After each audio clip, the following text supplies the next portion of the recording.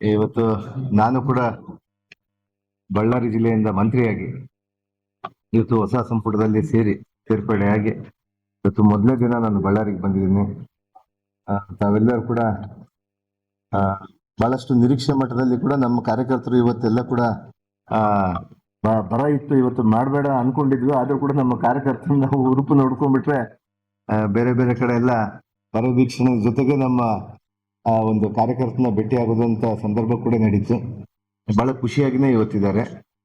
ಇದು ಮುಖ್ಯವಾಗಿ ನಮ್ಮ ಮಾನ್ಯ ಮುಖ್ಯಮಂತ್ರಿಯವರು ನಾವೆಲ್ಲ ಕೂಡ ಮೊನ್ನೆ ಪ್ರಮಾಣ ವಚನ ನಂತರ ಮೊದಲನೇ ಸಂಪುಟ ಸಭೆಯಲ್ಲಿ ಕೂಡ ಹೋದಾಗ ಅವರೆಲ್ಲರೂ ಕೂಡ ಎಲ್ಲ ಮಂತ್ರಿಗಳಿಗೆ ಒಂದು ನಿರ್ದೇಶನವನ್ನು ಕೊಟ್ಟಿದ್ರು. ಅವರು ಒಂದು ಡೈರೆಕ್ಷನ್ ಅನ್ನ ತಾವೆಲ್ಲರೂ ಕೂಡ ಹೋಗ್ಬೇಕು, ಪ್ರತಿ ಜಿಲ್ಲೆಯಲ್ಲಿ ಬರ ಎಷ್ಟಾಗಿದೆ, ಅಂದ್ರೆ ಅತಿವೃಷ್ಟಿ ಎಷ್ಟಾಗಿದೆ, ಅನಾವೃಷ್ಟಿ ಎಷ್ಟಾಗಿದೆ ಅಂತೇಳಿ ಅನ್ನುವಂತ ಒಂದು ರಿಪೋರ್ಟ್ ಅನ್ನ ಕೊಡ್ಬೇಕಂತೇಳಿ, ವರದಿಯನ್ನ ಕೊಡ್ಬೇಕಂತೇಳಿ ಹೇಳಿದ್ರು. ಅದಕ್ಕೆ ಇವತ್ತು ನಾವು ಬಂದ್ ಕೂಡಲೇ ಬೇರೆ ಎಲ್ಲಾ ಕಾರ್ಯಕ್ರಮಗಳನ್ನ ಬಿಟ್ಟು ಇವತ್ತು ಮುಖ್ಯವಾಗಿ ಮಾನ್ಯ ಮುಖ್ಯಮಂತ್ರಿಯವರ ನಿರ್ದೇಶನದೊಂದಿಗೆನೆ ಇವತ್ತು ನಮ್ಮ ಸರ್ಕಾರ ಇವತ್ತೇನು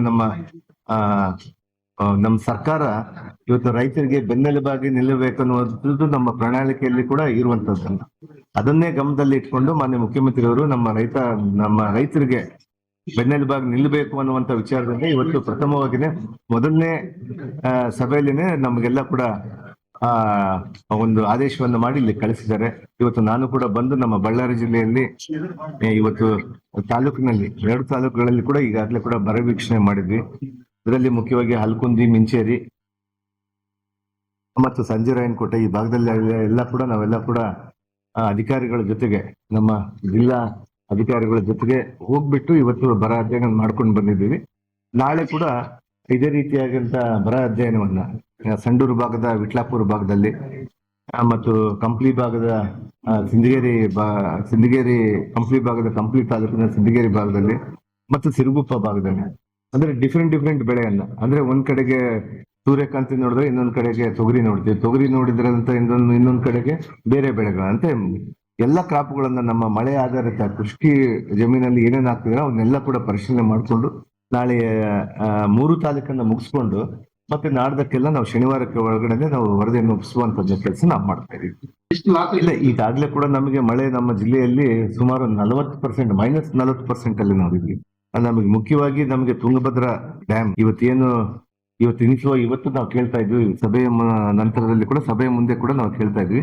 ಸುಮಾರು ಈಗಾಗಲೇ ಕೂಡ ನಮಗೆ 70 TMC ಬರುವಷ್ಟು ಇವತ್ತು ರಾತ್ರಿ ಒಳಗಡೆ 70 TMC ವರೆಗೆ ರೀಚ್ ಆಗುವಂತದ್ದೊಂದು ಸಂದರ್ಭ ನಮಗೆ ನಿರ್ಮಾಣ ಆಗಿದೆ.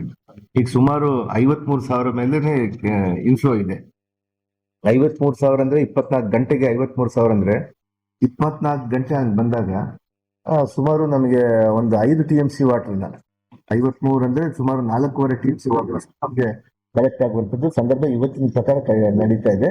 ಅದೇ ರೀತಿಯಾಗಿ ಕೂಡ ಕಳೆದ ಕ್ಯಾಚ್ಮೆಂಟ್ ಏರಿಯಾದಲ್ಲಿ ಇವತ್ತೇನು ಮಲೆನಾಡು ಪ್ರದೇಶದಲ್ಲಿ ಇವತ್ತೇನು ಮಳೆ ಆಗ್ತಾ ಇದೆಯಲ್ಲ, ಆ ಮಳೆ ಇನ್ನಷ್ಟು ಜೋರಾಗಿ ಆಗುವಂತ ಸಂದರ್ಭ ಇದೆ.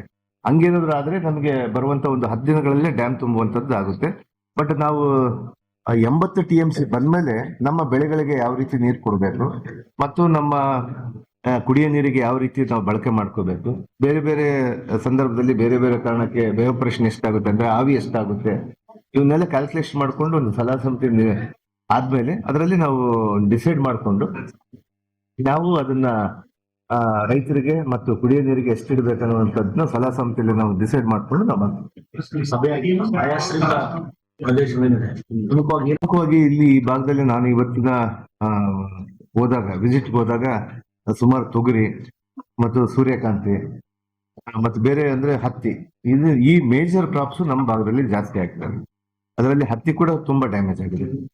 ಅದ್ರ ಜೊತೆಗೆ ತೊಗರಿ ಅಂತೂ ಏನು ಕೈಗೆ ಬರ್ತಾ ಇಲ್ಲ. ಅದ್ರ ಜೊತೆಗೆ ಸೂರ್ಯಕಾಂತಿ ಇವತ್ತು ನೋಡ್ತಾ ಇದೆ ಈ ಮಟ್ಟಕ್ಕೆ ಈಗಾಗಲೇ ಒಂದು 7 ಫೀಟ್ ವೇಳೆ ಒಂದು 6.5 ಇಂದ 5 ಅಡಿ ಬರಬೇಕಾಗಿತ್ತು. ಅಂತದನ್ನ ಇವತ್ತು ಬರೀ 1.5 ಅಡಿ ಒಳಗಡೆನೆ ಇವತ್ತು ಆ ಸಸಿ ಅಂದ್ರೆ ಆ ಗಿಡ ಅಲ್ಲಿಗೆ ಒಣಗೋಗ್ತಾ ಇದೆ.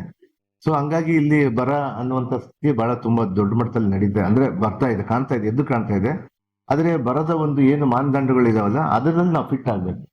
ಬಳ್ಳಾರಿ ಘೋಷಣೆ ಮಾಡ್ಲಿಕ್ಕೆ ಇದನ್ನ ನಾವು ಈ ರಿಪೋರ್ಟ್ ತಗೊಂಡೋಗಿ ನಮ್ಮ ಸರ್ಕಾರ ಗಮನಕ್ಕೆ ಕೊಟ್ಟಾಗ ಅಲ್ಲಿನ ವರದಿ ಏನ್ ಬರುತ್ತೋ ಮತ್ತೆ ಕೇಂದ್ರ ಮತ್ತು ರಾಜ್ಯ ಸರ್ಕಾರಗಳು ಏನ್ ನಿರ್ಧಾರ ತಗೊಳುತ್ತೋ ಅದ್ರ ಮೇಲೆ ಡಿಪೆಂಡ್ ಆಗುತ್ತೆ ಅಂತ ವಿಚಾರನ ಹೇಳ್ತಾರೆ. ಸರ್, ಈಗ ಇನ್ಸೂರೆನ್ಸ್ ಹ್ಮ್. ನಾವು ಬರ ಪರಿಹಾರ ಕೊಡೋದಕ್ಕಿಂತ ಮ್ಯಾಕ್ಸಿಮಮ್ ಅದರಲ್ಲೇ ರಿಕವರ್ ಕೊಡ್ಬೋದಲ್ಲ ಸರ್? ಇಲ್ಲ, ಅದಕ್ಕೆ ನಾವು ಇವತ್ತು ಕಳೆದ ನಾನು 2-3 ಸತಿ ನಾವು ಸಭೆಯನ್ನು ಮಾಡಿದಾಗ ಕೂಡ ಇನ್ಶೂರೆನ್ಸ್ ಬಗ್ಗೆ ಜಾಸ್ತಿ ನಾವು ಹೇಳ್ತಾ ಇದ್ವಿ. ಇದು ನಮ್ಮ ಜಿಲ್ಲಾಧಿಕಾರಿಗಳಂತ ನಾಗೇಂದ್ರ ಪ್ರಸಾದ್ ಅವರು ಕೂಡ ಈಗ ಕಳೆದ ಬಾರಿ ನಾವು ಬರೀ 11,000 ಇತ್ತು, 11,000 ಇನ್ಶೂರೆನ್ಸ್ ಆಗ್ತಾ ಇತ್ತು ಮಳೆ ಆಗಿರುತ್ತೆ ಖುಷಿಗೆ. ಆದ್ರೆ ಈ ಬಾರಿ ಬಿತ್ತನೆ ಆಗಿರೋದು 43,000, 37,000ದಷ್ಟು ನಾವು ಇನ್ಶೂರೆನ್ಸ್ ಮಾಡಿದೀವಿ. ಅದೊಂದು ಒಳ್ಳೆ ಇವತ್ತು ನಾವು ಪ್ರೋಗ್ರೆಸ್ ಜಿಲ್ಲಾದಲ್ಲಿ ಸಂಡೂರು ಮತ್ತೆ ಕಂಪ್ಲಿ ಈ ಭಾಗ ಜಾಸ್ತಿ ಮಳೆ ಇಲ್ಲ. ಅಲ್ಲಿ ಇಲ್ಲ, ಕಂಪ್ಲಿ ಅನ್ನೋದಕ್ಕಿಂತ ಸಂಡೂರಲ್ಲಿ ಜಾಸ್ತಿ ನಮಗೆ ಕಾಣ್ತಾ ಇದೆ ಡ್ರಾಟ್. ನಮಗೆ ಅಂದ್ರೆ ಬರ ಅಲ್ಲೇ ಸಂಡೂರು ಮತ್ತು ಸಿರುಗುಪ್ಪದಲ್ಲಿ. ನಮ್ಮ ಬಳ್ಳಾರಿ ತಾಲೂಕು ಕಡಿಮೆ ಇದೆ, ಅದಕ್ಕಿಂತ ಕಡಿಮೆ ನಮ್ಮ ಕಂಪ್ಲಿ ತಾಲೂಕಲ್ಲಿದೆ. ಹಂಗಾಗಿನೇ ನಮ್ಮ ಬಳ್ಳಾರಿ ನಮಗೆ ಬಹಳ ಸುಮಾರು ಹೆಕ್ಟೇರ್ ಕ್ಲಾಸ್ ಅಂದ್ರೆ ಒಂದು 50 ಹೆಕ್ಟೇರ್ 60 ಹೆಕ್ಟೇರ್ ಮಾತ್ರ ನಮ್ಮ ಬಳ್ಳಾರಿ ಭಾಗದಲ್ಲಿ ಬರುತ್ತೆ, ಅಂದ್ರೆ ಬಳ್ಳಾರಿ ಸಿಟಿಗೆ. ಮಿಕ್ಕಿದ್ದೆಲ್ಲ ಈ ರೂರಲ್ ಏರಿಯಾಸ್ ಅಲ್ಲೇ ಜಾಸ್ತಿ ಆಗುತ್ತೆ. ಹಂಗಾಗಿನೇ ನಾವು ಇವತ್ತೇನು ಎರಡು ಯಾವ ಕಡೆ ಜಾಸ್ತಿ ಆಗಿದೆ ಅಂತ ಹೇಳಿ ನಾವು ಇವತ್ತು ಈಗಾಗಲೇ ಕೂಡ ರಿಪೋರ್ಟ್ ಕೊಡ್ತಾ ಇದ್ದಾರೆ. ಅಂದ್ರೆ 2.5 ಮಿಲಿಮೀಟರ್ 21 ಡೇಸ್ ಒಳಗಡೆ ಆಗಿರ್ಬೇಕು. ನಮಗೆ 21 ದಿನಗಳ ಒಳಗಡೆ 2.5 ಮಿಲಿಮೀಟರ್ ನಮ್ಗೆ ಮಳೆ ಆಗಿದ್ರೆ ಮಾತ್ರನೇ. ಮಳೆ ಆಗ್ಲಿಲ್ಲ ಅಂದ್ರೆ ಅದನ್ನ ನಾವು ಡ್ರಾಟ್ ಅಂತ ಹೇಳಿ ಡಿಕ್ಲೇರ್ ಮಾಡಕ್ ಅವಕಾಶ ಇದೆ. 21 ದಿನ ನಡೀತಾ ಇದೆ, ಈಗಾಗಲೇ ಕೂಡ 15 ದಿನ ಮುಗಿದಿದೆ. ಇದಾದ ನಂತರ ಮತ್ತೆ ಇನ್ನೂ ಒಂದು 7-8 ದಿನದಲ್ಲಿ ಎಷ್ಟು ಮಳೆ ಬರ್ಬೋದು ಅಂತ ಹೇಳಿ ನಿರೀಕ್ಷೆ ಮಾಡ್ತಾ ಇದೀವಿ. ಅದ್ರ ಪ್ರಮಾಣ ನೋಡ್ಕೊಂಡು ನಾವು ಅದನ್ನ ಯಾವ ರೀತಿ ಮಾಡ್ಬೇಕು ಆ ರೀತಿ. ಬಟ್ ಈ ಮಳೆ ಇವಾಗ ಇನ್ನೊಂದು 5 ದಿನದಲ್ಲಿ ಮಳೆ ಬಂದ್ರು ಅದೇ ನಮ್ಗೆ ಯೂಸ್ ಆಗೋ ತರದ ಸಿಚುವೇಶನ್ ಇಲ್ಲ. ಅಲ್ಲ, ಯಾಕಂದ್ರೆ ಮಳೆ ಮಳೆ ಎಲ್ಲಾನು ಇದಾಗ್ಬಿಟ್ಟಿದೆ, ಕುಂಠಿತ ಆಗ್ಬಿಟ್ಟಿದೆ. ಸಸಿ ನಾಟಿ ಮಾಡಿದ್ದಾರೆ. ಟೈಮ್ ಇದೆ, ಇಲ್ಲ ಮೆಣಸಿನಕಾಯಿಗೆ ಇಲ್ಲ ಟೈಮ್ ಇದೆ. ತೊಗರಿಗೆ ಹೋಗ್ಬಿಟ್ಟಿದೆ, ತೊಗರಿ ಹೋಗಿದೆ, ಸನ್ಫ್ಲವರ್ ಹೋಗಿದೆ, ಈವನ್ ಹತ್ತಿ ಕೂಡ, ಕಾಟನ್ ಕೂಡ ತುಂಬಾ ಡ್ಯಾಮೇಜ್ ಆಗಿದೆ. ಸಸಿ ಮಾಡಿಗಿನ ಟೈಮ್ ಇದೆ ಇನ್ನ ನಮಗಿನ್ನ. ಈಗೆಲ್ಲ ಸುಮಾರು ನಾನು ಅದೇ ರಿಪೋರ್ಟ್ ತಗೊಂಡಾಗ ಸುಮಾರು ಒಂದು 60,000 ಹೆಕ್ಟೇರ್ಗೆ ಆಗಷ್ಟು ಅಂತ ಸಸಿಗಳು ನಮ್ಮಲ್ಲಿ ರೆಡಿ ಇದೆ ಅಂತ JD ಅವರು ರಿಪೋರ್ಟ್ ಕೊಡ್ತಾ ಇದ್ರು ನಮಗೆ.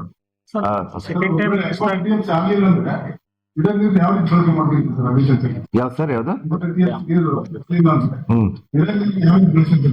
ಅದಕ್ಕೆ ಒಂದ್ ಸಲ ಸಂಸ್ಥೆಯಲ್ಲಿ ನಿರ್ಧಾರ ಮಾಡ್ಕೊಂತೀವಿ ನಾವು. ಕುಡಿಯೋ ನೀರಿಗೆ ಎಷ್ಟು ಕೊಡ್ಬೇಕು, ಆಂಧ್ರಕ್ಕೆ ಎಷ್ಟು ಕಳಿಸ್ಬೇಕು, ಇದನ್ನೆಲ್ಲ ಇದೆ ಪಾಲಿಸಿ.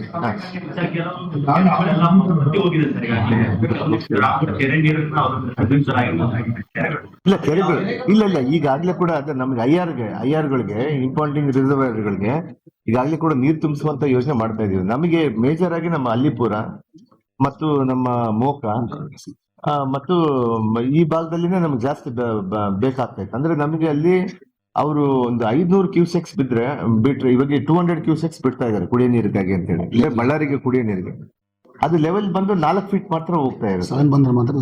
4 ಫೀಟ್ ಇಂದ ಅದು 6 ಅಡಿಗೆ ನಮ್ಗೆ ಹೋಲ್ ಇರುತ್ತೆ ಅಲ್ಲಿ. ಬಟ್ ನಾವು ಇವಾಗ ಏನ್ ಮಾಡ್ತಾ ಇದೀವಿ ಅಂದ್ರೆ ಆ ನೀರನ್ನೇ ಪಂಪ್ ಮಾಡ್ಕೊಂತ ಇದೀವಿ. ಇವತ್ತು ನಾಳೆ ಅವರಿಗೆ ಆಂಧ್ರ ಕೋಟದಲ್ಲಿ 10ನೇ ತಾರೀಕಿಂದ ಅವ್ರಿಗೆ ಮೋಸ್ಟ್ಲಿ ನೀರು ಕೊಟ್ಟು ಅವ್ರಿಗೆ ಒಂದು 600 ಕ್ಯೂಸೆಕ್ಸ್ ಬರುತ್ತೆ. ಅವಾಗ ನಮ್ಗೆ ಮೇಜರ್ ಆಗಿ ನಮಗೆ ನೀರು ಬಂದ್ಬಿಡುತ್ತೆ. ಕುಡಿಯೋ ನೀರಿಗೆ ನಮಗೆ ಪ್ರಾಬ್ಲಮ್ ಇಲ್ಲ ಈಗ ಈ ವರ್ಷದ ಅವಧಿಯಲ್ಲಿ. ಸಮಿತಿ ಮೀಟಿಂಗ್ ಮಾಡಿ ನೀರು 80 TMC ಬರೋರು ಮಾಡಿಲ್ಲ ಅಂತ ಕಷ್ಟ ಆಗ್ತದೆ. ಇಲ್ಲ ಖಂಡಿತ ಅಲ್ಲ, 80 TMC ಬಂದ್ಮೇಲೆ ನಾವು ಅದಕ್ಕೆ ಇದು ಕೊಡೋದು. ಖಂಡಿತವಾಗಿ ನೀರು ಕೊಡ್ತೀವಿ ನಾವು ಅದರಲ್ಲಿ. 36 TMC ಇದ್ದಾಗೆ ನೀರು ಬಿಟ್ಟಿದೆ. ಅದಕ್ಕೆ ಸೆಕೆಂಡ್ ಕ್ರಾಪ್ ಅಲ್ಲಿ ಇದ್ದಾಗ ನಾವು ಕೊಟ್ಟಿವಿ ಅದನ್ನ, ಫಸ್ಟ್ ಕ್ರಾಪ್ ಅಲ್ಲಿ ಕೊಡಕ್ ಆಗಿಲ್ಲ. ಅದೇ ಇವಾಗ ನಾವು ಹಂಗೆ ಇವತ್ತಿನ ಪ್ರಮಾಣದಲ್ಲಿ ಇವತ್ತು ಇಲ್ಲ 80 TMCಗೆ ಬಿತ್ತು, ಇಲ್ಲ ಅಥವಾ 75ಕ್ಕೆ ಬಿಟ್ಟು ಆನ್ ಅಂಡ್ ಆಫ್ ಸಿಸ್ಟಮ್ ಅಲ್ಲಿ ಮಾಡ್ಕೊತೀವಿ ನಾವು. ಅದನ್ನೇ ಸಿಸ್ಟಮ್ ನಾವು ತಗೊಂಡ್ಬರ್ತೀವಿ. ಇಲ್ಲ ಇನ್ನ ಮುಖ್ಯಮಂತ್ರಿಗಳ ಜೊತೆಗೆ ಚರ್ಚೆ ಮಾಡ್ಬೇಕು ಅದನ್ನ. ಪರ್ಮಿಷನ್ ಸಿಕ್ಕಿದ್ಯಾ ಫಸ್ಟ್ ಆಫ್ ಆಲ್? ನಾವು ಕ್ಯಾಬಿನೆಟ್ ಅಲ್ಲಿ ತಗೊಂಡ್ಬರ್ತೀವಿ. ನಾವು ಕ್ಯಾಬಿನೆಟ್ ತಗೊಂಡ್ಬಂದು ಪುತ್ಥಳಿಗೆ ಅನಾವರಣ ಯಾವ ರೀತಿ ಮಾಡ್ಬೇಕು ಅಂತ ಹೇಳಿ ಮಾಡ್ತೀವಿ ಅದನ್ನ. ಸಭೆಗೂ ಕೂಡ ಶಾಸಕರ ಕ್ಷೇತ್ರ ಸಮಸ್ಯೆಗಳನ್ನು ಹೇಳಬೇಕಿತ್ತು ಜಿಲ್ಲಾ ಮಟ್ಟದ ಶಾಸಕರು ಬರಲಿ. ಇಲ್ಲ ನಾನು ಇವತ್ತು ನಮ್ಮ ತಾಲೂಕನ್ನೇ ಇಟ್ಕೊಂಡಿದ್ದೀನಿ. ನಾಳೆ ಇವತ್ತು ಸಂಡೂರಿಗೆ ಹೋದಾಗ ಸಂಡೂರು ಶಾಸಕರು ಬರ್ತಾರೆ. ಇವತ್ತಿಗೆ ಕಂಪ್ಲಿ ಶಾಸಕರು ಬರ್ತಾ ಇದ್ದಾರೆ, ತಿರುಗುಪ್ಪ ಶಾಸಕರು ನಾಳೆ. ಅವ್ರವ್ರು ಅಂದ್ರೆ ಅವ್ರು ಇಲ್ಲಿಗೆ ಬರೋದಂತಲ್ಲ, ನಾವು ಸಭೆನ ಇದನ್ನ ಜಸ್ಟ್ ನಾವು ಅಫಿಷಿಯಲ್ ರಿಪೋರ್ಟ್ ನ ಕೊಡ್ತಾ ಇದೀವಿ. ಇವತ್ತು ಏನ್ ಮಾಡಿ ಬಂದಿವಿ, ಇವತ್ತು ಎಲ್ಲಿಗೆ ಬಂದಿದೀವಿ, ಇವತ್ತಿನ ನಮ್ಮ ತಾಲೂಕಲ್ಲಿ ಏನ್ ರಿಪೋರ್ಟ್ ಆಗಿದೆ ಅಂತ ಹೇಳಿ ಈ ರಿಪೋರ್ಟ್ ನ ಕಳ್ಸಕ್ಕೆ ನಾನು ಸಭೆ ಕರೆದಿದ್ದೀನಿ. ಇವತ್ತು ಎಲ್ಲಾ ಶಾಸಕರ ಸಭೆ ಇದ್ದಿದ್ದಿಲ್ಲ, ಓನ್ಲಿ ನಾನು ಇನ್ಚಾರ್ಜ್ ಬಂದೆ ನಾನು ಮಾಡಿದ್ದೀನಿ ಇದನ್ನ. ಹಾಗಾಗಿನೇ ಇವತ್ತು ನಾಳೆಗೆ ಹೋದಾಗ ಅನ್ನಪೂರ್ಣ ಅವರು ಅಲ್ಲಿ ನಮ್ಮ ಅನ್ನಪೂರ್ಣಮ್ಮನವರು ಕೂಡ ಬರ್ತಾ ಇದ್ದಾರೆ, ನಮ್ಮ ಸಂಡೂರಿಗೆ ವಿಟ್ಲಾಪುರದಲ್ಲಿ ಬರ್ತಾರೆ. ಅವರು ವಿಟ್ಲಾಪುರಲ್ಲೇ ಮಾಡ್ಬೇಕಂತ ಹೇಳಿದ್ರು. ಅಲ್ಲಿ ಸ್ವಲ್ಪ ಮೇವಿಗೆ ಪ್ರಾಬ್ಲಮ್ ಇದೆ. ನಾಳೆ ಅಲ್ಲಿ ಡಿಸೈಡ್ ಮಾಡ್ತೀವಿ, ಅಲ್ಲಿ ಹೋದ್ಮೇಲೆ ಸ್ಪಾಟ್ ಅಲ್ಲೇ ಡಿಸೈಡ್ ಮಾಡ್ಕೊಂಡು ಅಲ್ಲಿ ಮೇವು ಬ್ಯಾಂಕ್ ಅನ್ನು ಕೂಡ ನಾವು ಮಾಡ್ತೀವಿ ಅಲ್ಲಿ. ಒಳಗಡೆ ಭಾಗದಲ್ಲಿ ಈ ಟ್ಯಾಂಕರ್ ಮೂಲಕ ನೀರು ಹಾಕ್ತಾ ಇದ್ದಾರೆ. ಆಮೇಲೆ ಅಲ್ಲಿ ಮೂರಾರ್ಜಿ ಶಾಲೆ ಇದ್ದಾರೆ, ಆ ಶಾಲೆಗೂ ಕೂಡ ಈಗ ಟ್ಯಾಂಕರ್ ಮೂಲಕ ಪೂರೈಕೆ ಅಂತ 280 ಮಂದಿ ಇದ್ದಾರೆ. ಹಂಗೆ ನಮ್ಮಲ್ಲಿ ಅಲ್ಲ, ಎಮರ್ಜೆನ್ಸಿ ಸಮಸ್ಯೆಗಾಗಿ ನಮಗೆ ಹೊನ್ನಾಳಿ ತಾಂಡ, ಬೆಳಗಲ್ ತಾಂಡ, ಈ ಭಾಗಗಳಲ್ಲಿ ನೀರಿನ ಸಮಸ್ಯೆ ಎದ್ದು ಕಾಣ್ತಾ ಇತ್ತು. ಅಲ್ಲಿ ಕೂಡ ಟ್ಯಾಂಕರ್ ಅಲ್ಲಿ ಕೊಡ್ತಾ ಇದ್ದಾರೆ. ಅದ್ರ ಜೊತೆಗೆ ಕೊಳಗಲಲ್ಲಿ ಕೂಡ ಸೇಮ್ ಅದೇ ಪ್ರಾಬ್ಲಮ್ ಆಗಿದೆ. ನಮ್ಗೆ ಯಾವತ್ತೂ ಕೂಡ ಇಂಥ ಒಂದು ಗ್ರೌಂಡ್ ವಾಟರ್ ಕಡಿಮೆ ಇದೆ. ಲಾಸ್ಟ್ ಟೈಮ್ ಮಳೆ ಕಡಿಮೆ ಆದ್ರೂ ಕೂಡ ಗ್ರೌಂಡ್ ವಾಟರ್ ಇಂಪ್ರೂವ್ ಇತ್ತು. ಈ ಸರ್ತಿ ತುಂಬಾ ಕಡಿಮೆ ಆಗ್ತಿದೆ ಗ್ರೌಂಡ್ ವಾಟರ್. ನಾವೆಲ್ಲಿ ಕೂಡ ಹಿಲ್ ಬಾಟಮ್ ಅಲ್ಲಿ ನಾವು ಗ್ರೌಂಡ್ ವಾಟರ್ ತಗೊಳಕ್ ಆಗ್ತಿಲ್ಲ ಅಂತ ಅಂತರ್ಜಲ ಬಹಳ ಕುಸಿದಿದೆ. ಈ 2 ಮಳೆ ಮೇಲೆ ಡಿಪೆಂಡ್ ಆಗ್ತಾ ಇದೀವಿ ನಾವು. ಹಂಗಾಗಿನೇ ಕೊಳಗಲ್ ಗ್ರಾಮಕ್ಕೆ ಕೂಡ ನಾವು ಟ್ಯಾಂಕರ್ ಮೂಲಕ ಕೊಡ್ತಾ ಇದೀವಿ. ಅದು ಸಬ್ಸ್ಟಿಟ್ಯೂಟ್ ಅಂದ್ರೆ ಎಮರ್ಜೆನ್ಸಿ ಕೊಡ್ತಾ ಇದೀವಿ. ಅಲ್ಲಿ ಬೋರ್ವೆಲ್ಗಳು ಯಾವ ರೀತಿ ಇದು ಮಾಡ್ಬೇಕು ನೋಡ್ತಾ ಇದೀವಿ, ಅಲ್ಲಿ ಯಾವ ರೀತಿ ಜನರೇಟ್ ಮಾಡ್ಬೇಕು. ನೀರು ಹಿಡಿಯೋದು ಪರಿಸ್ಥಿತಿ ಅಲ್ಲಿ ಇದೆ. ಕೆಲವು ದಿನ ಇದ್ದಾಗ ನಾವು ಅದಕ್ಕೆ ಬೇರೆ ಬೇರೆ ಮೋಟರ್ಗಳನ್ನ ಹಾಕಿ ಕೂಡ ಮಾಡ್ತೇವೆ. ಅದು ಪಕ್ಕದಲ್ಲಿನೇ ಕೆರೆ ಇದೆ ನಮ್ಗೆ. ಕೆರೆಯಲ್ಲಿ ಭರ್ತಿ ಹೋಗಿದೆ. ಮತ್ತೆ ಅಂದ್ರೆ ಅದು ಕೆರೆ, ಆ ಕೆರೆಗೆ ಇನ್ನೊಂದು ನಾವು ರೂಪರೇಷೆ ಕೊಡ್ತಾ ಇದೀವಿ. ಅದಕ್ಕೊಂದು 100 ಕೋಟಿ ರೂಪಾಯಿ ಖರ್ಚು ಮಾಡಿಬಿಟ್ಟು ನಮ್ಮ 9 ವಾರ್ಡ್ಗಳು ಅಂದ್ರೆ ನಮ್ಮ ಓಪಿಡಿ ಆಗಿರ್ಬೋದು ಮತ್ತು ನಮ್ಮ ಕೌಲ್ಬೆರರ್ ಏರಿಯಾಗೆ ಅಲ್ಲಿಗೆ ನೀರು ಕೊಡ್ಬೇಕು. ಪ್ಲಸ್ ಕೊಳಗಲ್ಲು ಮತ್ತು ಆ ಸುತ್ತಮುತ್ತ ಭಾಗದ ಊರುಗಳಿಗೆ ನೀರು ಕೊಡ್ಬೇಕಂತೇಳಿ ಪ್ಲಾನ್ ಮಾಡಿದೀವಿ. ಅದು ಬಹುಶಃ KMRC ಅಲ್ಲಿ ಆಗ್ತಾ ಇದ್ದೇವೆ, ಮಾಡ್ತಾ ಇದ್ದೀವಿ. ಡಿಸೆಂಬರ್ 2025 ಅಂತಿದ್ರು.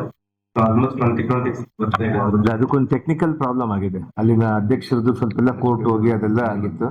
ಅದನ್ನ ಇದಾದ್ಮೇಲೆ ಇತ್ಯರ್ಥ ಆದ್ಮೇಲೆ ನಾವು ಬಹಳ ವಿಜೃಂಭಣೆಯಿಂದ ಮಾಡ್ತೀವಿ. ಬಳ್ಳಾರಿಯಲ್ಲೇ ಮಾಡ್ತೀವಿ ನಾವು. ಸರ್ ಇನ್ನೊಂದು ಮೇಜರ್ ಈ ಜಿಲ್ಲೆ ಡಿಸ್ಟ್ರಿಕ್ಟ್ ಸ್ಟೇಡಿಯಂ ಮೇಡಮ್ ಅಂದ್ರೆ ಅಭಿವೃದ್ಧಿ ಮಾಡಿದ್ವಿ. ಈಗ ಮಳೆ ಬಂದ್ರೆ ಫುಲ್ ನೀರು ನಿಲ್ತದೆ. ಇಲ್ಲ ಇದೆ, ಅದನ್ನ ಮತ್ತೆ ನಾವು ಮಾಡ್ತೀವಿ. ಅದನ್ನ ಯಾವ ರೀತಿ ಮಾಡ್ಬೇಕು, ಅಲ್ಲಿನ ಸ್ವಲ್ಪ ಟರ್ಫ್ ಕ್ಲಬ್ ಎಲ್ಲ ಹೋಗ್ಬಿಟ್ಟಿದೆ ಅಂತ ಅದನ್ನ ನನಗೆಲ್ಲ ಕೂಡ ವಾಟ್ಸಪ್ಗಳಲ್ಲಿ ಎಸ್ ಹೋಗಿದೆ.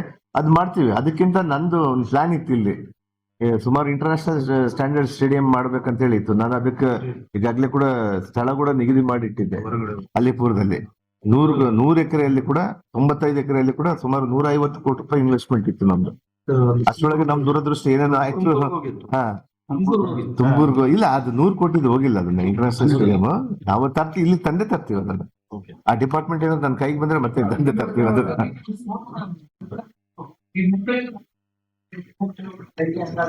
ಅಲ್ಲ, ಅದಕ್ಕೆ ಅವ್ರಿಗೆಲ್ಲ ಬಸ್ ನಾವು ಮಾಡ್ತಾ ಇದೀವಿ. ಬಸ್ಸು ಗಾಡಿಗಳು ಕೊಡ್ತಾ ಇದ್ವಿ. ಕೆಲವು ಸೈಕಲ್ಗಳು ಕೊಟ್ಟಿದ್ವಿ ನಾವು ಮಕ್ಕಳಿಗೆ. ಆಗ್ತಾ ಇಲ್ಲ, ಆಗ್ತಾ ಇಲ್ಲ ಮಕ್ಕಳಿಗೆ. ಅದು ನಾವು ಸೈಕಲ್ ಅಲ್ಲಿ ಹೋಗಲ್ಲ ಅಂತ ಹೇಳ್ತಾ ಇದ್ದಾರೆ. ಸೊ ಹಂಗೆ ಬಿದ್ದಿದೆ. ಅವ್ರಿಗೆ ಆಲ್ಟರ್ನೇಟ್ ಆಗಿ ನಾವು ಈಗಾಗಲೇ ಕೂಡ ಬಸ್ಗಳನ್ನ ವ್ಯಾನ್ಗಳನ್ನ ಇಟ್ಕೊಂಡು ಅವ್ರನ್ನ ಕಳಿಸ್ತಾ ಇದ್ವಿ ಕೆಲವ್ರನ್ನೆಲ್ಲ ಕೂಡ. ಮತ್ತೆ ಇನ್ನೊಂದು ಮೇಜರ್ TMF ಅಲ್ಲಿ 2,500 ಕೋಟಿ ದುಡ್ಡಿದೆ ಬಳ್ಳಾರಿಗೆ. ಈ 2,500 ಕೋಟಿ ಇರೋದಕ್ಕೇನೆ ನಮ್ಗೆ KKRDB ದುಡ್ಡು ಸಿಗಲ್ಲ. ನಿಮ್ಮ ಹತ್ರ TMF ದುಡ್ಡಿದೆ, KMRC ದುಡ್ಡಿದೆ ಅಂತ ಹೇಳ್ತಾರೆ. ನಮ್ಮ ಮಾನದಂಡಗಳು ಬೇರೆ ಇದೆ. KKRDB ಕಲ್ಯಾಣ ಕರ್ನಾಟಕ ಇದುವರೆಗೂ ಒಂದೇ ಒಂದು ಕೌನ್ಸಿಲ್ ಮಾಡ್ಲಿಲ್ಲ. ಮಾಡ್ತೀವಿ, ಇನ್ಮೇಲೆ ಮಾಡ್ತೀವಿ. ಅದು 2024 ಗೈಡ್ಲೈನ್ಸ್ ಇಂಪ್ಲಿಮೆಂಟ್ ಮಾಡ್ಕೋತಿರೋ ಇಲ್ಲ 2016 ಗೈಡ್ಲೈನ್ಸ್ ಅಲ್ಲೇ ಮಾಡ್ತಿರೋ? 24ದು 16 ಏನ್ ವ್ಯತ್ಯಾಸ ಇದೆ ನಾವು ನೋಡ್ಕೊಂತೀವಿ. ಫಸ್ಟ್ ವ್ಯತ್ಯಾಸ ಏನಂತಂದ್ರೆ TCನೇ ಚೇರ್ಮನ್ ಆಗ್ಬೇಕು ಅಂತಿದೆ. ಹಿಂಗಾಗಿ ಅದು ಕಾನ್ಫ್ಲಿಕ್ಟ್ ನಡೀತಾನೆ ಇದೆ. ಈ ಕಾನ್ಫ್ಲಿಕ್ಟ್ ಅಲ್ಲಿ ನಮ್ ಜಿಲ್ಲೆಗಳು, ಎಲ್ಲಾ ಜಿಲ್ಲೆಗಳು, ಬಳ್ಳಾರಿ ಸೇರಿದಂಗೆ ಎಲ್ಲಾ ಜಿಲ್ಲೆಗಳು DMF ದುಡ್ಡನ್ನ ತಗೊಳಕ್ ಆಗ್ತಾ ಇಲ್ಲ, ಖರ್ಚು ಮಾಡಕ್ ಆಗ್ತಾ ಇಲ್ಲ. ಏನಂದ್ರೆ ಇದೇ ಸೇಮ್ ನೀವು ಹೇಳಿದ್ವಲ್ಲ, ಅದನ್ನ ನಾವು ಮುಖ್ಯಮಂತ್ರಿಗೆ ಗಮನಕ್ಕೆ ತೆಗೆದುಕೊಂಡು ಬರ್ತಾ ಇದೀವಿ. ಅದನ್ನ ಯಾವ ರೀತಿ ಮಾಡ್ಬೇಕು ಅದು ಕೂಡ ನಾವು ನಿಗದಿ ಮಾಡಿದ್ವಿ. ಕೊಳಗಲ್ ಹತ್ರ ಇಲ್ಲ, ಅದು ಟೆಂಡರ್ ಪ್ರಕ್ರಿಯೆ ನಡೆಸ್ತಾ ಇದ್ದೀವಿ. DPR ಮಾಡ್ತಾ ಇದ್ವಿ, ಟೆಂಡರ್ ಪ್ರಕ್ರಿಯೆ ಮಾಡಿದ್ದೀವಿ. ಆಮೇಲೆ ಇನ್ನೊಂದೇನಂದ್ರೆ ಅಲ್ಲಿ ಒಂದು ದಾರಿ ಸಮಸ್ಯೆ ಇತ್ತು ನಮ್ಗೆ. ಅದ್ರ ಮುಂದೆ ಅದು 1 ಎಕರೆ ಚಿಲ್ಲರೆನೋ ನಾವು ಪರ್ಚೇಸ್ ಮಾಡ್ಬೇಕಾಗ್ತದೆ. ಅದನ್ನು ಕೂಡ ನಾವು KMRC ಇಟ್ಟು ಅದನ್ನ ಪರ್ಚೇಸ್ ಮಾಡ್ಕೊಂಡ್ಬಿಟ್ಟು ಮೇನ್ ರೋಡ್ ನಾವು ಮಾಡ್ತಾ ಇದೀವಿ. ಬಹಳ ಬ್ಯೂಟಿಫುಲ್ ಇದಾಗುತ್ತೆ ನಮ್ಮ ಮೆಗಾ ಡೈರಿ. ನಾವು ಉಡುಪಿದು ಹೋಗಿ ನೋಡ್ಕೊಂಡ್ ಬಂದಿದ್ದೆ ನಾನು. ಉಡುಪಿಗಿಂತ ಅಡ್ವಾನ್ಸ್ ಟೆಕ್ನಾಲಜಿ ನಾವು ಮಾಡ್ತಾ ಇದೀವಿ ಇಲ್ಲಿ. ಸರ್ ಆ ಉಡುಪಿ ಅವರು ನಮ್ಮ ಗುಜರಾತ್ ಅಲ್ಲಿರುವಂತ ಅಮೂಲ್ದು ನೋಡ್ಕೊಂಡು ಮಾಡಿದ್ರು ಅವರು.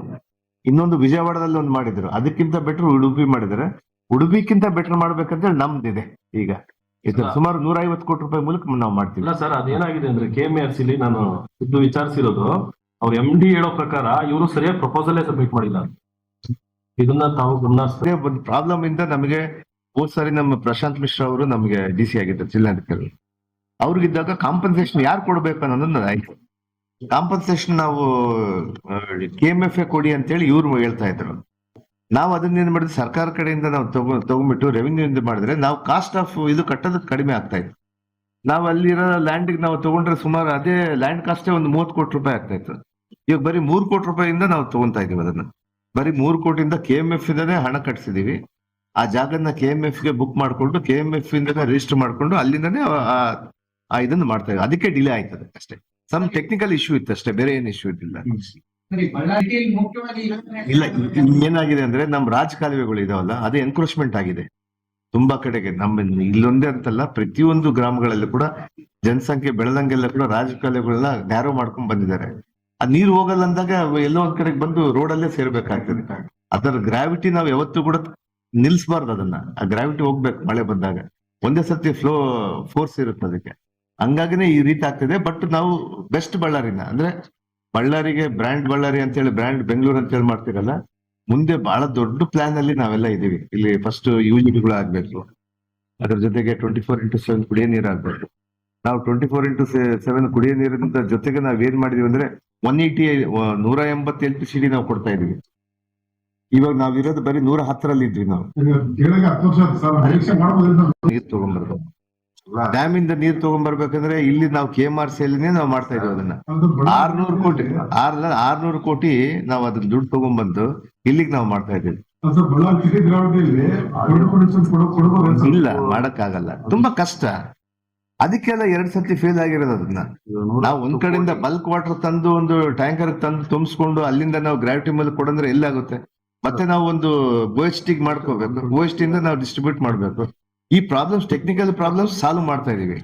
ನಮ್ದೇನಂದ್ರೆ ನಾವು ಡೈರೆಕ್ಟ್ ಆಗಿ ಡ್ಯಾಮ್ ಇಂದ ವಾಟರ್ ತಗೊಂಡ್ಬಂದ್ಬಿಟ್ರೆ ನಮ್ಗೆ ಈ ಸಮಸ್ಯೆ ಪರಿಹಾರ ಆಗುತ್ತೆ ಅಂತೇಳಿ ನಮ್ ಸಂಕಲ್ಪ ಇರೋದು. ಬರೀ ಮನೆಗೂ ಡೈರೆಕ್ಟ್ ಆಗಿ ವಾಟರ್ ಅಂದ್ರೆ ಎನಿ ಟೈಮ್ ಅಲ್ಲಿ ವಾಟರ್ ಕೊಡ್ಬೇಕು ಅನ್ನೋದನ್ನೇ ನಮ್ದು. ಅದೇ 24x7. ಇವಾಗಲೇ ನೀವ್ ಹೇಳ್ತೀರಾ 10 ವರ್ಷದಿಂದ ನಾವು ಹೇಳ್ತಾ ಇದೀವಿ. ಈ 2 ವರ್ಷದಲ್ಲಿ ಮಾಡಂತದನ್ನ ತಾವು ನೋಡ್ತೀರ ಅಷ್ಟೇ. 10 ಕೋಟಿ ರೂಪಾಯಿ ಏರ್ಪೋರ್ಟ್ ನ ತಗೊಂಡ್ ಬರ್ತೀವಿ. ಏರ್ಪೋರ್ಟ್ ಜಾಗ ನಿಗದಿ ಆಗಿದೆ, ಅದೆಲ್ಲ ಕೂಡ ಅದಕ್ಕೆಲ್ಲ ಮೂಲಭೂತ ಸೌಕರ್ಯಗಳು ಅಂದ್ರೆ ಇನ್ಫ್ರಾಸ್ಟ್ರಕ್ಚರ್ ಯಾವ ರೀತಿ ಕೊಡ್ಬೇಕು ನೋಡ್ತಾ ಇದೀವಿ. ಇದ್ರ ಸಲುವಾಗಿ ನಾನು ಮಂತ್ರಿ ಆಗದೆ ಕಾಯ್ತಾ ಇದ್ದೆ. ಹೋದ್ ಕೂಡಲೇ ನಮ್ಮ ಕೇಂದ್ರದ ಮಂತ್ರಿ ಮಿನಿಸ್ಟರ್ ಆಗಿರುವಂತದ್ದು ನಮ್ಮ ರಾಮಮೋಹನ್ ನಾಯ್ಡು ಹತ್ರ ಅವ್ರ ಅಪಾಯಿಂಟ್ಮೆಂಟ್ ತಗೊಂತಾ ಇದೀವಿ. ಹೋಗಿ ಅವ್ರಿಗೆ ಮಾತಾಡ್ಕೊಂಡು ಬರ್ತೀನಿ. ಅವರು ರೆಡಿ ಇದ್ದಾರೆ ಕೊಡ್ಲಿಕ್ಕೆ, ಹೊಸ ಏರ್ಪೋರ್ಟ್ ಮಾಡ್ಲಿಕ್ಕೆ. ನಾವು ಫಸ್ಟ್ ಲಾಸ್ಟ್ ಟೈಮ್ ಕೇಳಿದಾಗ ನಾವು ಉಡಾನ್ ಅಲ್ಲಿ ಕೇಳಿದ್ದು. ನಾವು ಉಡಾನ್ ಕೆಲವು ದಿನ ರೆಡಿ ಆಗುತ್ತೆ, ಆಮೇಲೆ ಬಿಟ್ಬಿಡ್ತಾರೆ ಅದನ್ನ. ಬಟ್ ನಮ್ ಸಂಕಲ್ಪ, ನಮ್ ಸಂದರ್ಭ ಹೆಂಗಿದೆ ಅಂದ್ರೆ, ನಾನು ಇಲ್ಲಿ ಏರ್ಪೋರ್ಟ್ ಮಾಡೋದನ್ನ ನಾವು ಹೋಗಿ ಟೇಕ್ ಆಫ್ ಆಗೋದಕ್ಕಿಂತ ಹ್ಯಾಂಗರ್ಸ್ ಮಾಡ್ಬೇಕಂತ ಹೇಳಿ ನಾವಿದ್ವಿ. ಸುಮಾರು 1000-2000 ಫ್ಲೈಟ್ಸ್, ಹೊಸ ಫ್ಲೈಟ್ಸ್ ಬರ್ತಾ ಇದೆ. ಅವ್ರಿಗೆ ಪಾರ್ಕಿಂಗ್ ಇಲ್ಲ. ಇದ್ರೆ ಬೆಂಗಳೂರು ಎಕ್ಸಾಸ್ಟ್ ಆಗ್ಬಿಡ್ತಾ ಇದೆ. ಈಗ ಬೇರೆ ಕಡೆ ಅವ್ರು ಎಲ್ಲಿ ಹೋಗಲ್ಲಿ ಮಾಡಕ್ಕಿಲ್ಲ. ಆಮೇಲೆ ಕಾರ್ಗೋ ಬರುತ್ತಲ್ಲ, ಇಂಟರ್ನ್ಯಾಷನಲ್ ಕಡೆಯಿಂದ ಕಾರ್ಗೋ ಬಂದಾಗ ಡಿಸ್ಟ್ರಿಬ್ಯೂಟ್ ಆಗ್ಲಿಕ್ಕೆ ಒಂದು ಚೆನ್ನೈ, ಒಂದು ಬೆಂಗಳೂರು ನಮಗೆ ಅಷ್ಟು ಟ್ರಾಫಿಕ್ ಕಂಜಂಕ್ಷನ್ ಆಗ್ತಾ ಇಲ್ಲ. ಅದಕ್ಕೆ ನಮ್ದೇನಿದೆ ಅಂದ್ರೆ ಇಲ್ಲಿ ಮಾಡ್ಬೇಕನ್ನೋದಿದೆ ನಮ್ಗೆ. ಹ್ಯಾಂಗರ್ಸ್ ಅವ್ರಿಗೆ ಕೊಟ್ಬಿಟ್ಟು ಅಲ್ಲೇ ಒಂದು 1000-2000 ಜನ ಎಂಪ್ಲಾಯ್ಮೆಂಟ್ ಶುರು ಆಗುತ್ತೆ. ಅಲ್ಲಿ ಜನರೇಟ್ ಮಾಡ್ಬೋದು ಎಂಪ್ಲಾಯ್ಮೆಂಟ್, ಅಂದ್ರೆ ಉದ್ಯೋಗನ ಭರ್ತಿ ಮಾಡ್ಬೋದು ಅಲ್ಲಿ. ಈ ಸಂಕಲ್ಪದಲ್ಲಿ ನಾವಿದೀವಿ. ಇದನ್ನೇ ಇವಾಗ 690 ಎಕರೆ, ಸುಮಾರು 700 ಎಕರೆವರೆಗೆ ನಾವು ಇಲ್ಲೆಲ್ಲ ನಿಗದಿ ಮಾಡ್ಕೊಂಡು ಇಟ್ಕೊಂಡಿದೀವಿ. ಒಂದ್ಸರ್ತಿ ನಾವು ಕೇಂದ್ರ ಸರ್ಕಾರಕ್ಕೆ ಹೋಗ್ಬಿಟ್ಟು ಅವ್ರು ಕರ್ಕೊಂಡ್ಬಂದು ಅವ್ರನ್ನೊಂದು ವಿಸಿಟ್ ಮಾಡಿಸಿ ಇಲ್ಲಿ ತಂದ್ರೆ ಎಲ್ಲ ಟೋಟಲ್ ಆಗಿ ಅವ್ರು ಕೊಡೋದ ಅಥವಾ ನಮ್ ಶೇರ್ ಎಷ್ಟಿದೆ ಅಂತೇಳಿ ನಾವು ನೋಡ್ತಾ ಇದೀವಿ. ಇದಕ್ಕೆ ಸ್ವಲ್ಪ ಟೈಮ್ ಹಿಡಿತಾ ಇದೆ ಅಷ್ಟೇ, ಮ್ಯಾಟರ್ ಆಫ್ ಡೇಸ್ ಅಷ್ಟೇ. ಅದ್ ಮಾಡ್ಕೊಂಡು ಅದನ್ನೂ ಒಂದು ಬಹಳ ದೊಡ್ಡ ಮಟ್ಟದಲ್ಲಿ ಮಾಡ್ಬೇಕಂತ ಹೇಳಿದೀವಿ.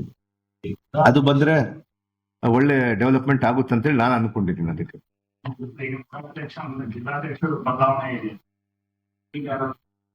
ಬಟ್ ಅದೆಲ್ಲ ಕೂಡ ನಮ್ಮ ಪಾರ್ಟಿ ನಿರ್ಣಯ ಇದು ತಗೊಳುತ್ತೆ. ಅಂದ್ರೆ ಯಾರನ್ನ ಮಾಡ್ಬೇಕು, ಯಾರನ್ನ ಬಿಡಬೇಕು, ಅಥವಾ ಕಂಟಿನ್ಯೂ ಮಾಡ್ಬೇಕು, ಏನ್ ಮಾಡ್ಬೇಕು, ಅದೆಲ್ಲ ಪಾರ್ಟಿ ಇದರಲ್ಲಿ ನಿರ್ಧಾರ ಆಗುತ್ತೆ. ಬಳ್ಳಾರಿಯ ನಿರಂತರ ಸುದ್ದಿಗಾಗಿ ಬಳ್ಳಾರಿ ಬೆಳಗಾಯಿತು ಚಾನೆಲ್ನ ಸಬ್ಸ್ಕ್ರೈಬ್ ಮಾಡಿ ಹಾಗೂ ಬೆಲ್ ಐಕಾನ್ ಒತ್ತಿ.